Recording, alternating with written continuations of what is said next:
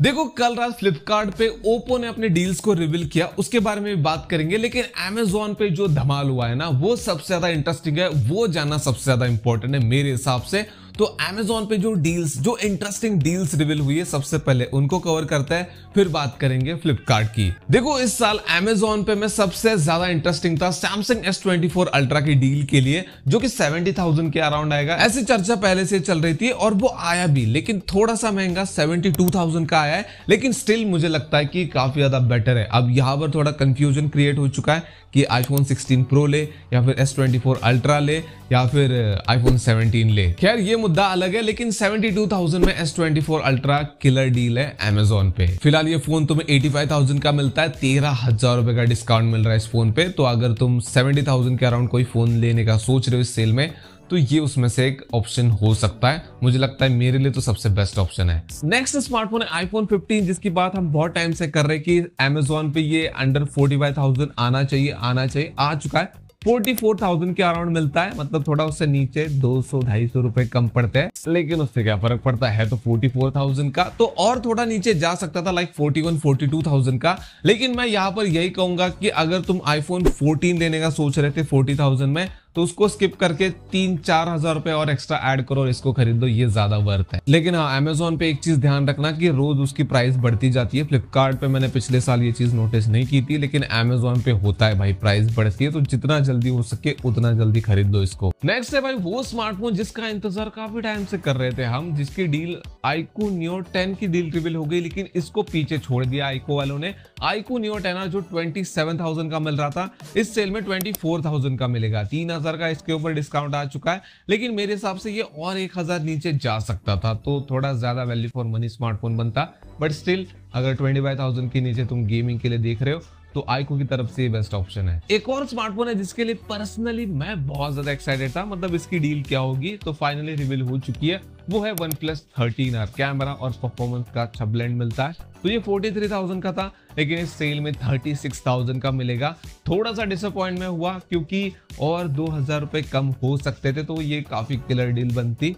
तो OnePlus के fan अगर तुम हो तो 36,000 में इसको कंसिडर किया जा सकता है। कैमरा, परफॉर्मेंस, सारी चीजें मिल जाती है। UI एक्सपीरियंस भी इनका काफी अच्छा होता है। अब ये मत बोलना कि ग्रीन लाइन का फीचर भी बहुत अच्छा होता है। OnePlus Nord 5 की डील पहले रिवील हो चुकी थी, लेकिन Nord C5 को पीछे छोड़ दिया था। ये 22,000 के अराउंड मिल रहा है। इसके ऊपर 3,250 रुपए का डिस्काउंट मिल रहा है। तो कुछ लोगों की मुझे कमेंट आए थे कि Nord C5 की प्राइस क्या होगी, तो अगर तुम इसके लिए एक्साइटेड थे तो इसकी प्राइस आ चुकी है 22,000 रुपीज में, 250 रुपए कम है। Realme P4 का जुड़वा भाई Oppo K13 के ऊपर भी डील आ चुकी है, जो कि 15,000 का मिलेगा इस सेल में तुम्हें। काफी सारे लोग Realme P3 की डील के बारे में पूछ रहे थे, वो तो आई नहीं, लेकिन Oppo K13 सेम ही फोन है, बस ब्रांड का नेम बदल जाता है। तो अगर तुम्हें उससे दिक्कत नहीं तो इसको कंसिडर कर सकते हो, लेकिन मैं फिर भी बोलूंगा कि Realme P4 को कंसिडर करो। तो मुझे पता है तुम लोग स्नैपड्रैगन प्रोसेसर की वजह से उसको कंसिडर करना चाहते हो, तो फिर K13 को भी कंसिडर किया जा सकता है। यार मैंने तो ये बताया नहीं कि Amazon की डील्स खत्म हो गई और फ्लिपकार्ट की स्टार्ट हो चुकी है, जहां पर हम Oppo की बात करने वाले हैं। तो हाँ, Oppo की डील स्टार्ट हो चुकी है Oppo K13 से। अब बात करते हैं Oppo की उस गेमिंग सीरीज की जो रिसेंटली लॉन्च हुई थी, जिसमें इन्होंने पंखा वंखा डाला था। तो Oppo K13 टर्बो और टर्बो प्रो के ऊपर भी डिस्काउंट मिल रहा है, ज्यादा बड़ा नहीं है। Oppo K13 टर्बो 28,000 का लॉन्च हुआ था, उस टाइम पे हम बात कर रहे थे कि और थोड़ा सस्ता हो सकता था, अराउंड 25,000। तो हाँ, अब ये 25,000 का ही मिल रहा है, 3,000 का डिस्काउंट है। डायमेंसिटी 8450 है। तो अगर तुम Oppo की फैन हो या फिर तुम एक परफॉर्मेंस सेंट्रिक फोन देख रहे हो, तो एक हट के, मतलब थोड़ा सा हटके कि iQOO और पोको को इग्नोर करके किसी और ब्रांड को ट्राई दे दिया, जैसे Moto H60 Pro को भी दे सकते हो, जो कि 25,000 के अराउंड मिल रहा है, जिसमें कैमरा भी अच्छा है। इसमें कैमरा अच्छा नहीं है, लेकिन परफॉर्मेंस अच्छी मिल जाती है। डायमेंसिटी 8450 है, लेकिन मैं स्टिल बोलूंगा कि या तो iQOO Neo 10R को कंसिडर करो, या फिर कैमरा भी अच्छा चाहिए तो Moto H60 Pro अच्छा ऑप्शन है। इसके अलावा इसका बड़ा भाई जिसमें पंखा मिलता था, Oppo K13 Turbo Pro, वो 38,000 का लॉन्च हुआ था। उसके ऊपर बस 4,000 का डिस्काउंट दे रहे, 34,000 का मिल रहा है।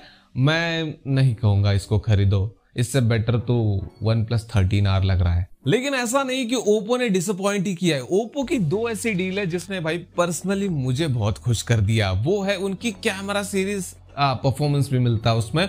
Oppo Reno 14 सीरीज, जिसमें Reno 14 40,000 का मिलता है, लेकिन इस सेल में 35,000 का मिलेगा, जिसमें तुम्हें टेलीफोटो लेंस मिलता है और परफॉर्मेंस भी अच्छी मिलती है। तो मेरे हिसाब से K13 टर्बो प्रो को इग्नोर करके इसको खरीद लो भाई, ज्यादा सेंस बनाता है। एक camera plus performance centric phone, मतलब पूरी तरह से परफॉर्मेंस नहीं, लेकिन Dimensity 8350 की परफॉर्मेंस बुरी नहीं है इस प्राइस में, अगर कैमरा भी अच्छा हो तो। अब इसके अलावा अगर तुम्हारा बजट 45,000 के अराउंड है तो Oppo Reno 14 का बड़ा भाई Oppo Reno 14 Pro भी मिल रहा है, जो कि 50,000 का है, लेकिन 45,000 के अराउंड तुम्हें मिल जाएगा, जिसमें अगेन तुम्हें टेलीफोटो लेंस वगैरह मिलता है, परफॉर्मेंस थोड़ी सी अपग्रेड हो जाती है। Dimensity 8350 था Reno 14 में, इसमें Dimensity 8450 है। तो ये भी एक कैमरा और परफॉर्मेंस का अच्छा ब्लेंड बनता है। अगर तुम OnePlus 13S को कंसीडर करने वाले थे तो मैं कहूंगा उसकी जगह इसको कंसीडर करो, लेकिन हाँ काफी सारे लोग S24 को भी कंसीडर करने वाले हैं, तो वो मुझे लगता है इससे थोड़ा बेटर चॉइस बन जाता है। तो ये कुछ डील्स थी जो कल रात रिवील हुई थी, और इनमें से तुम्हें कौन सी बेस्ट लगी कमेंट में बता सकते हो। वीडियो पसंद है वीडियो को लाइक कर देना, चैनल को सब्सक्राइब कर देना। मिलते हैं नेक्स्ट वाले वीडियो में।